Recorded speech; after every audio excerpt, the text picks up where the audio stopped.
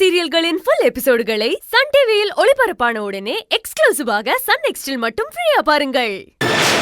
சொல்லுங்க சார். ஏன் டீச்சர், என் மகளுக்கு என் வீட்டுல ஏன் ஆசைப்படி கல்யாணம் நடக்கிறது உங்களுக்கு பிடிக்கலையா? இல்ல இந்த வீட்டுல எந்த நல்ல காரியமும் நடக்க கூடாதுன்னு முடிவே பண்ணிட்டீங்களா? சொல்லுங்க டீச்சர், இந்த வீட்டுல நடக்கிற எல்லா நல்ல காரியத்தையும் ஏன் தடுக்கணும்னு நினைக்கிறீங்க? கஸ்தூரி, அவன் மக கல்யாணத்தையும் டீச்சர் நடத்த பாக்குறாங்களா? இல்ல சார், தேவிக்கு இப்போ கல்யாணம் பண்ணிக்க இஷ்டம் இல்ல. அவசரமா அவளுக்கு நீங்க கல்யாணம் பண்ணி வைக்கணும்னு மாப்பிள்ள பாத்துட்டு இருக்கீங்க. எங்க அவளுக்கு பிடிக்காத மாப்பிளைய பார்த்து கட்டி வச்சிருவீங்களோன்னு அவ பயப்படுறா. இத எப்படி சொல்றதுன்னு தயங்குனா, அதான் நான் பேசிக்கிறேன்னு கூட்டிட்டு வந்து பேசினேன். ஏதோ ஒரு தடவை நான் பார்த்த மாப்பிள்ள தப்பானவனா இருக்கலாம்.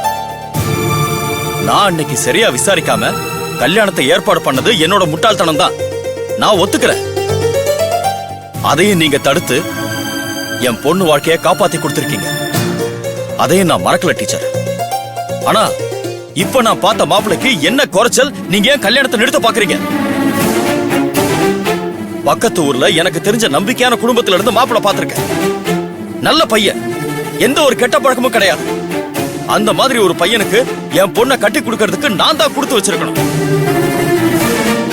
என் பொண்ணு வாழ்க்கை நல்லா இருக்கணும்னு அந்த மாப்பிளைய பேசி முடிச்சிருக்கேன். நீங்களும் என் பொண்ணு நல்லா இருக்கணும் தானே நினைக்கிறீங்க? அப்புறம் ஏன் அந்த மாப்பிளைக்கு கட்டி கொடுக்க கூடாதுன்னு ஒத்த கால்ல நிக்கிறீங்க? தேவிக்கு பிடிக்கணும் இல்ல சார். அத என் மகளுக்கு நான் சொல்லி புரிய வச்சுக்கிறேன் டீச்சர். ஒரு பொண்ணுக்கு கல்யாணம் பண்ணி வைக்கிறது அவ்வளவு சாதாரண விஷயம் இல்ல. அதுல ரெண்டு குடும்பத்தோட மானமும் மரியாதையும் அடங்கி இருக்கு. ஏற்கனவே நிச்சயதார்த்தம் வரைக்கும் வந்து நின்ன பொண்ணுக்கு திரும்பவும் கல்யாணம் வரைக்கும் வந்து நின்னு போச்சுன்னா அதனால எனக்கும் என் பொண்ணுக்கும் எவ்வளவு அசிங்கம் தெரியுமா? ஊர்ல இருக்கிறவங்க வாய்க்கு வந்தபடி என்னெல்லாம் பேசுவாங்க தெரியுமா? நீங்களும் ஒரு பொண்ணு தானே, இதெல்லாம் நான் சொல்லிதான் உங்களுக்கு தெரியணுமா?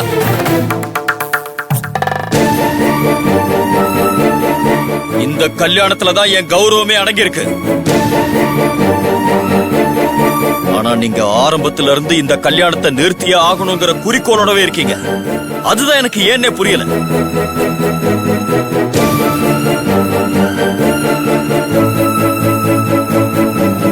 டீச்சர், எனக்கு அதுக்கு மட்டும் பதில் சொல்லுங்க. சொல்லுங்க டீச்சர். அது வந்து இந்த கல்யாணத்தை என்ன காரணத்துக்காக நிறுத்தணும்னு நினைக்கிறீங்க? கண்டிப்பா உங்ககிட்ட ஏதாவது ஒரு முக்கியமான காரணம் இருக்கும்.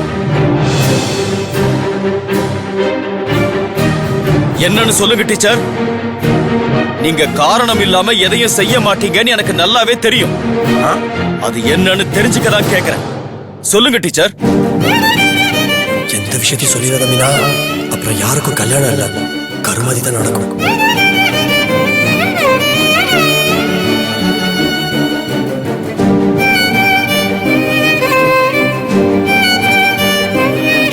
டீச்சர், நீங்க இப்படி அமைதியா இருந்தா என்ன அர்த்தம்? நீங்க வாயை திறந்து சொன்னாதான் எனக்கு தெரியும். சொல்லுங்க டீச்சர். சொல்லிடாத மீனா, ப்ளீஸ். சார், தேவிக்கு விருப்பம் இல்லைங்கிறது மட்டும்தான் சார் காரணம். டீச்சர், பொய் பொய் பொய் சொல்லாதீங்க சார். உங்க பேச்சுல உண்மை இல்ல. நீங்க எதையோ மறைக்கிறீங்க என்கிட்ட. உங்க மனசுல வேற ஏதோ காரணம் இருக்கு, அத சொல்லுங்க. ப்ளீஸ் மீனா. சொல்லிடாதீங்க டீச்சர். சகோதரி, சொன்னீங்கன்னா பெரிய பிரச்சனை ஆயிடும். ப்ளீஸ் சொல்லிடாதீங்க. சொல்லுங்க டீச்சர். வேற எந்த காரணமும் இல்ல சார். இல்ல இல்ல இல்ல, நான் நம்ப மாட்டேன். தேவிக்கு பிடிக்கலங்கிறது சாதாரண விஷயம். ஏன்னா அவ ஒரு சின்ன பொண்ணு. எந்த பொண்ணும் உடனே ஒத்துக்க மாட்டான். இத சொல்லணும்னா அவளே அவங்க அம்மா கிட்ட சொல்லிருப்பா, இல்லனா என்கிட்டயே சொல்லிருப்பா. எதுக்காக உங்ககிட்ட சொல்லணும்? அப்படியே அவ சொல்லிருந்தாலும் அவகிட்டயே எடுத்து சொல்லி கல்யாணம் ஆயிடுச்சுன்னா எல்லாம் சரியா போயிடும் அவகிட்ட சொல்லி அவ மனசை மாத்திருக்கலாம்ல.